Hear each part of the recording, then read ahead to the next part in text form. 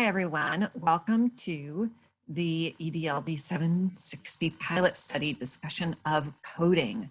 We're going to cover the introduction to coding. We're going to cover inductive and deductive coding and organizing data.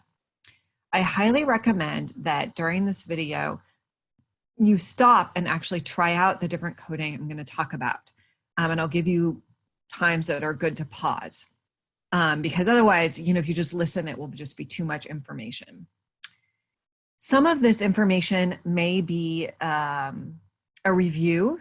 Maybe you've learned a little bit of this in your qualitative methods, and that's actually great. You'll get a little refresher, a reminder of what this is all about, and then there will also be some new ideas being presented. So I see coding is an act of interpretation, right? Data is just data. It's just like wild west of just stuff represented by these leaves up here, all chaotic. And I mean, it's guided somewhat, just like these leaves are all sort of orangish reddish, and they all probably fall from the same tree, right? Our research question guides our interview or whatever other data in that way. However, you look at it and go, oh no, I don't know exactly what to do with this, right? So what we need to do with it is a process of comparing, seeing similarities, seeing differences, and creating patterns, and that is an interpretive act. And I put this anonymous quote, "I code, therefore I am," mostly as a joke, but also just because the interpretive act is an act of agency. And it's an act of agency that you can bring social justice to. And at the bottom, I also put a picture of Johnny Saldana. He is the author of the coding methods book we'll be reading. He's absolutely an expert and a guru in coding, particularly coding that is generative of theory. And I actually have taken a class with him. He's just absolutely fabulous. So I recommend it if you ever get a chance.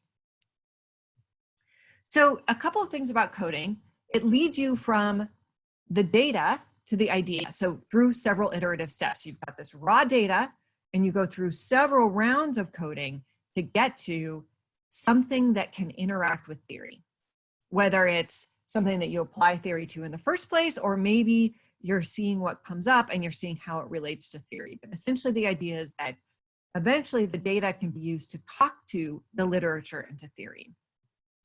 And like everything we do here, it's iterative. You'll go through several rounds with the idea, again, that you're looking for patterns in the data. So just like in the picture in the last slide, took all those chaotic leaves, and in an Andy Goldsworthy sort of way, you can line them up and say, okay, well, I'm coding by color, right?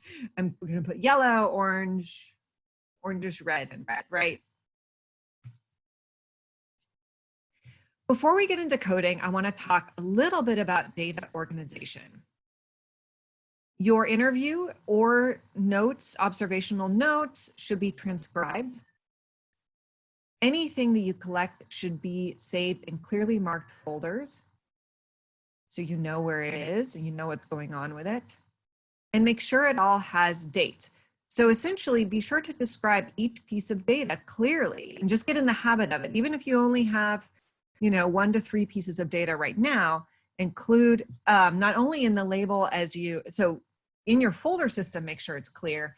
And then at the top of each piece of data, I usually have a little bit about what's going on. I may have some demographics, just the date, those kinds of things. Now, I also may want to keep that data anonymously. So maybe I don't put people's names, or I put sort of code names, and maybe not. All right, so the inductive to deductive continuum. Qualitative coding generally falls along this line. On one side is very deductive. So this idea is that you already have a theory or a set of ideas from the literature that you are applying to the data. So for example, cultural wealth has 5 elements. You look within each, you say, okay, I'm gonna use those as codes. I'm gonna apply when I see linguistic wealth going on, I'm gonna apply that as I go along. You may also derive categories from the literature.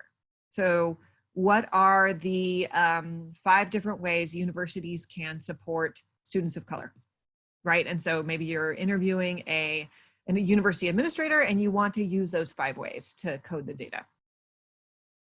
On the other end of the continuum is inductive coding. That idea is that you are letting the ideas, the patterns, and the codes emerge from the data. So on the very far end of inductive is in vivo coding, which is where you actually use the words of the participants as codes. And Saldana has a chapter that's available to you that I copied about in vivo coding if you're interested, but we're not going to cover it in this video. Basic inductive coding is not quite participants' words, but it's kind of what you see coming out of the data, like what in relationship always to your research questions. And so on the far end of inductive, you have things like grounded theory, like where theory is coming out of your data. And on the far end of deductive, you have things like trying to test a hypothesis with qualitative data, which I don't recommend. Now, researchers fall in different sides of this continuum. For example, Dr. Strom falls much more towards the inductive side. I tend to be a little bit more towards the middle. People also will blend these. So you might do an inductive round and then a deductive, or a deductive and an inductive. Or you might take deductive categories, like the cultural wealth category of linguistic capital, and look for subcodes that are emergent, which is something I often do. As we move into coding, just a word of how much to code, right? Like how much data is in one excerpt. This can differ based on how you're doing your coding. If you're doing a discourse analysis, you might choose a few words or a clause, but most of you are not doing discourse analysis. So for most folks, that's going to be 1 sentence, 2 sentences, all the way up to a paragraph. These are often called excerpts or bounded segments. And a lot of folks argue for bounding these excerpts by the start and finish of a cohesive concept. So if a participant starts talking about one topic, so in terms of linguistic capital, maybe they start talking about the language that they use at home and how much they enjoy going home and being able to speak Spanish. And they, as soon as they're done talking about it, that's the end of the excerpt when the conversation moves on. And the conversation could move on because there's a new interview question, or it could just move on because they're talking about something else. Now, once that gets longer than a paragraph, I recommend still splitting it because it's hard to even just see what's going on in the data.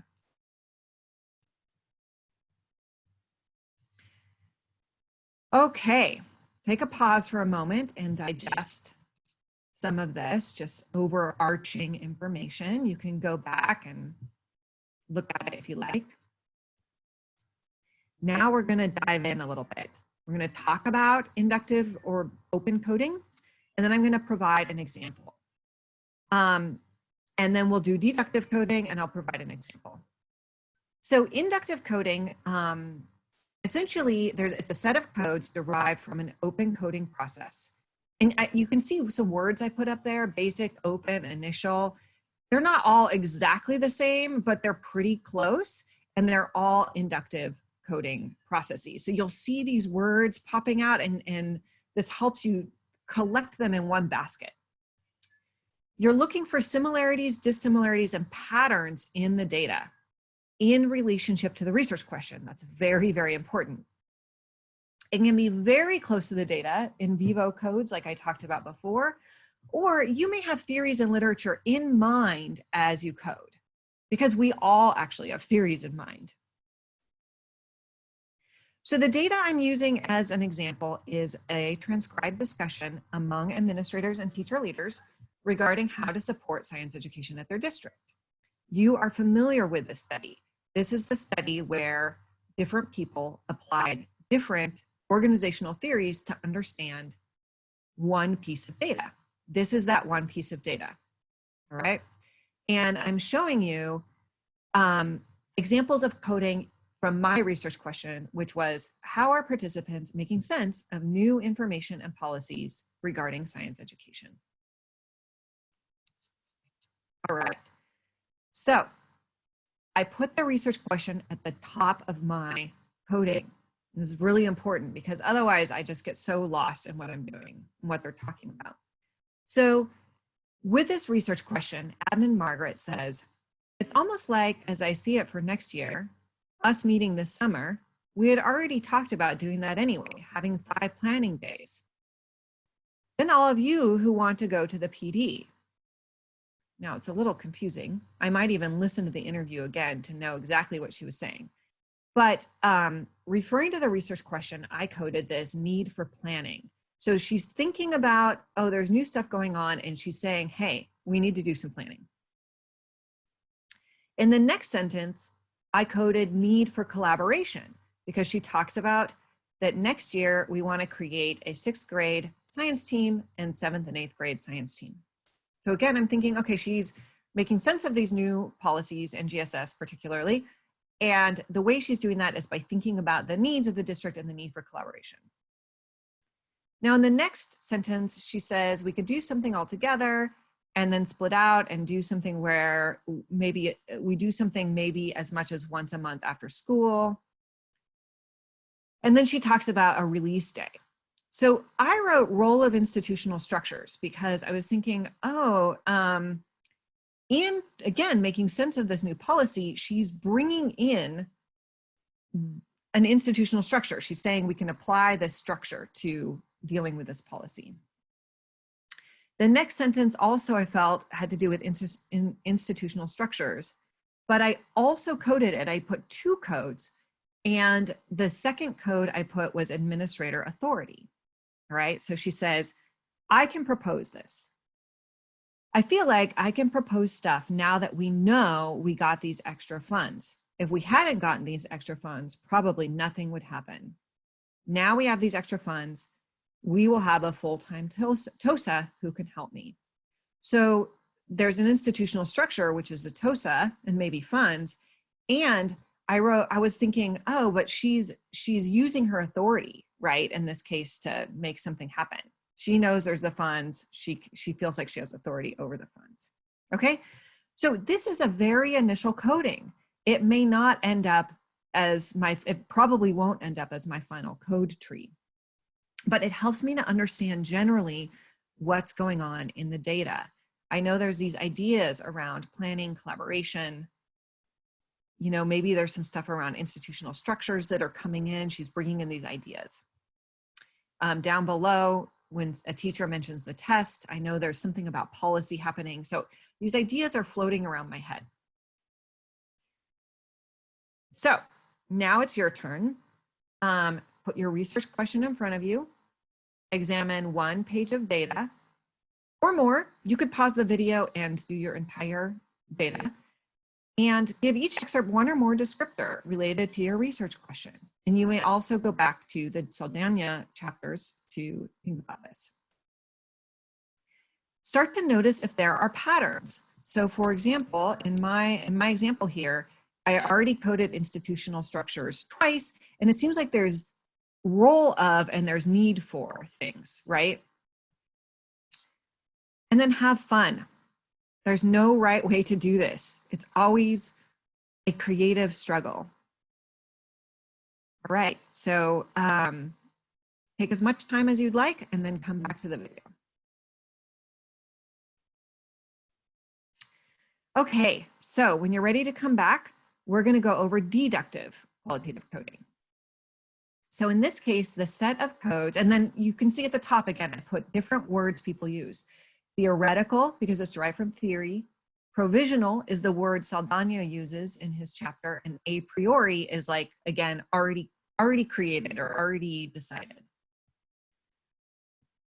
So the set of codes is decided from the theoretical or the conceptual framework, or it could be from a pilot study, or it could be from the literature. In my case, I'm using sense-making theory to analyze the same piece of data. So now I'm going to be more precise in my codes. sense making consisting of drawing on physical and cognitive resources to make sense of new information or policies.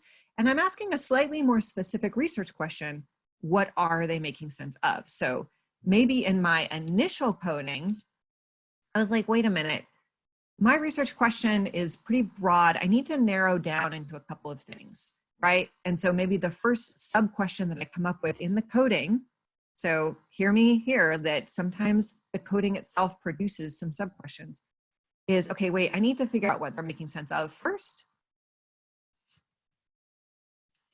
So here you have the same piece of data. And you can also see that I am not just looking at what are they making sense of, I'm using theoretical and literature-based knowledge. So in the first paragraph there, Admin Margaret says, you know, us meeting in the summer, we had already talked about doing that anyway, having 5 planning days. Skipping a moment, then maybe what we should do for next year is create a 6th grade science team and a 7th and 8th grade science team. All right. So I wrote here that what they are making sense of is the organizational routines. So they're bringing the organizational routines into the dialogue. And of course, an organizational routine, I wouldn't have called it that if I hadn't been reading lots of literature. The next bit is also about organizational routines. But the third paragraph, I thought this isn't exactly organizational routines. This is something having to do with policy or district structures, particularly funding. And then finally, when teacher Annie brings up the test, now they are sense making regarding state policy. So I'm starting to see categories around the different things that are coming up in the conversation that are sources of making sense. So now it is your turn. Think about your theoretical and conceptual frameworks or framework. Again, have your research question in front of you and brainstorm a list of codes that might apply to your data from your framework. And this is why I've been asking you to think about the different sub ideas within your framework, right? For cultural wealth, it's really clear. There's like 5 elements. But with other areas like CRT, it might be a little bit more fuzzy. Maybe there's so many, maybe there's few. So just trying to think about what are the salient sub areas or tenets of the theory that are salient or important for your data. Make a list of those things and try to apply those codes to your data. And again, you can pause the video and just do 1 page to try it out, or you could do all of your piece of data. But pause the video for a while.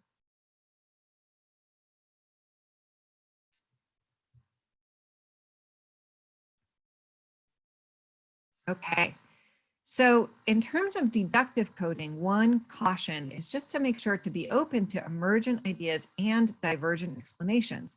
So if you like the idea of deductive, for example, again, with the cultural wealth, the 5 areas of cultural wealth, maybe there's a 6th area that emerges from your interviews.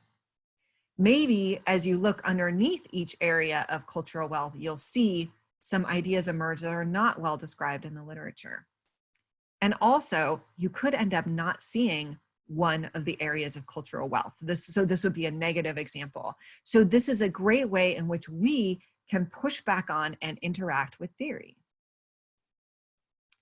And through this process, back to the very first slide that said, I code, therefore I am, again, I want to emphasize that you are becoming agents and producers of knowledge here, right?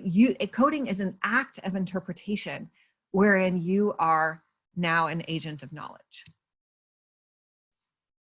All right, so different ways to do initial coding. I just showed you having comments in a Word document, which is fine. Some people do notes on the margins. Others make a table. So all of the text is on one side and then there's comments in another. People use colored pencils. And there's qualitative coding software, which I will show you. So here's an example of colored pencils. Now, I have not used colored pencils for coding for a long time, so I had to dig this up, but it can be very fun and it can be very lovely for people who have that creative bent. I recommend colored pencils rather than highlighters, just because highlighters usually only come in 4 or 5 colors, and usually there's quite a few more codes than that. But, you know, you can try different things. So you can see here the different codes, and you can see how I define them up above using my colors. So this is very much an initial coding. You can see it's a bit messy. I'm just, you know, kind of trying to understand and learn what's going on in the data.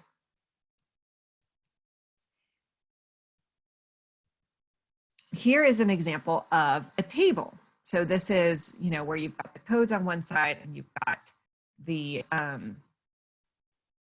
you've got the text on one side and then the codes as I'm trying to look through it.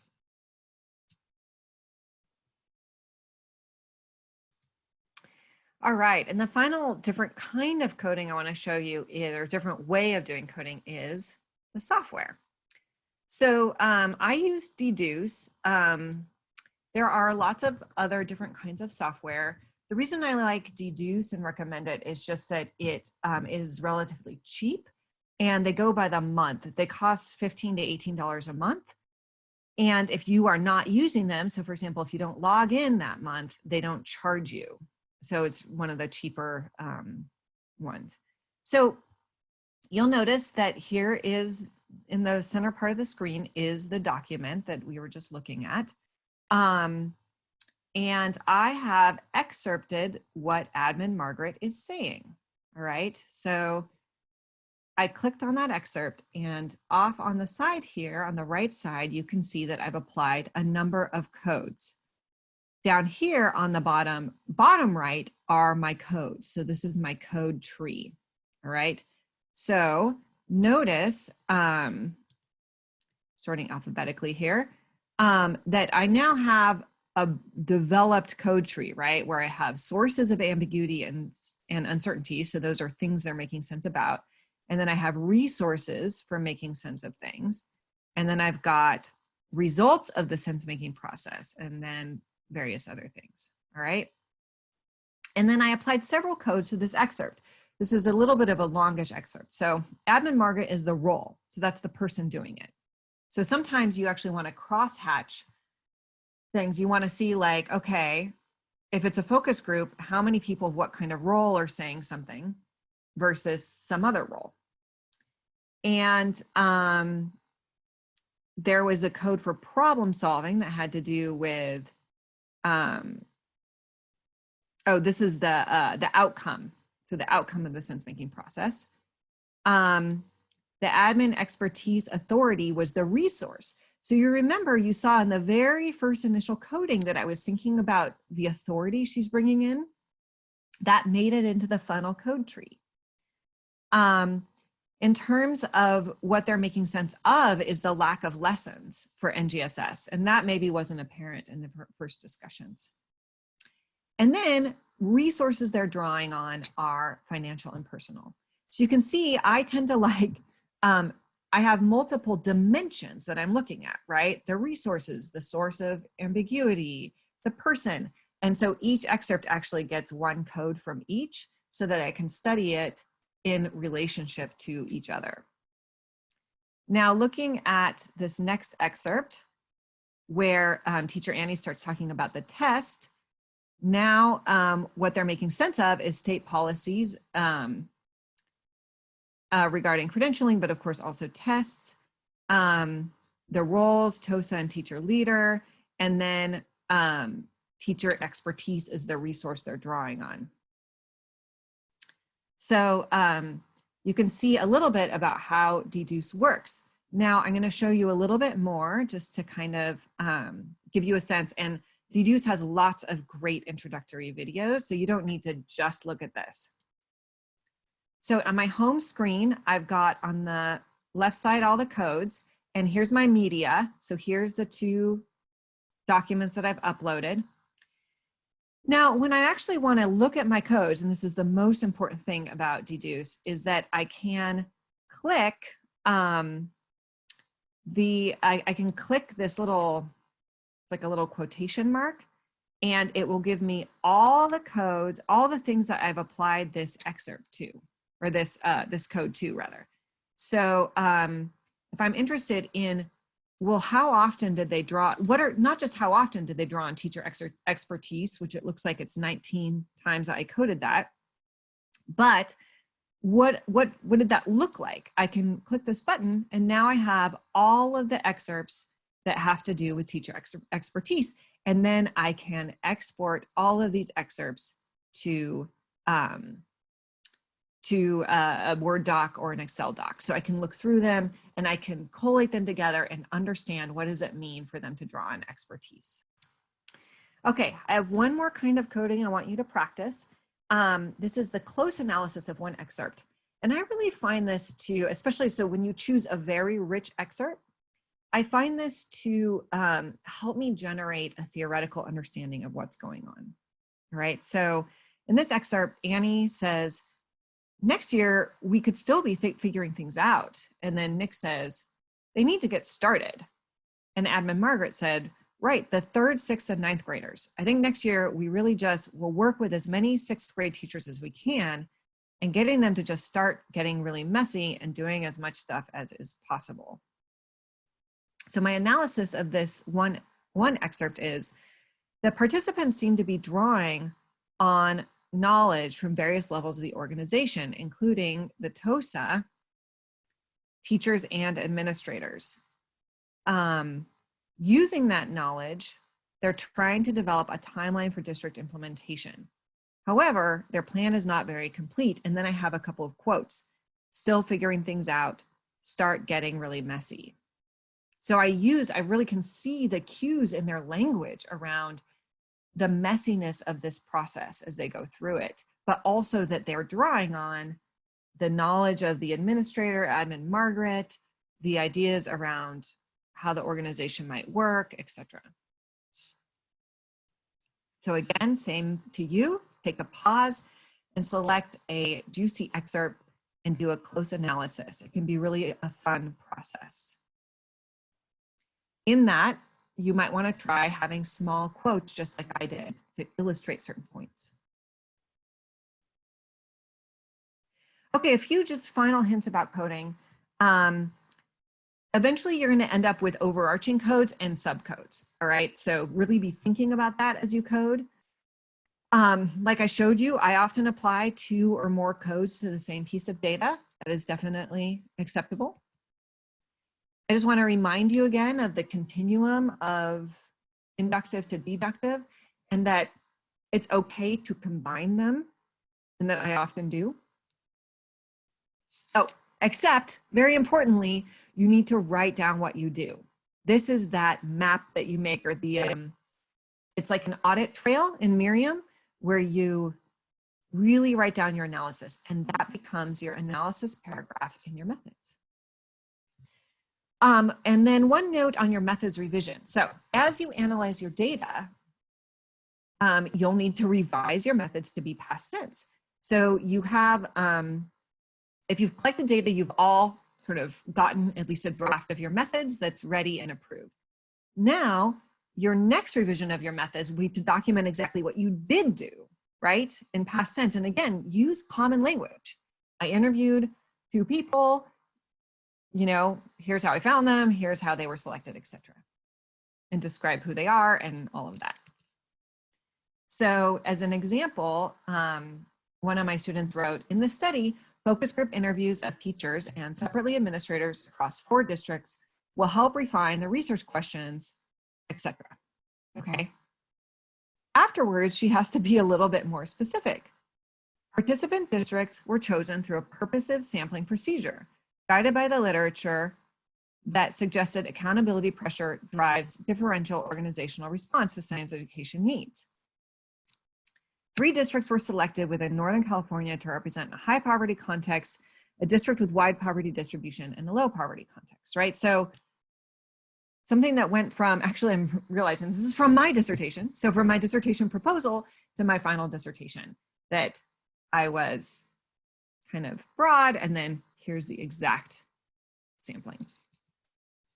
Okay, that is it for today. Enjoy the coding process. It can be very fun. Do just kind of sit with your data and start to get to know it through this process.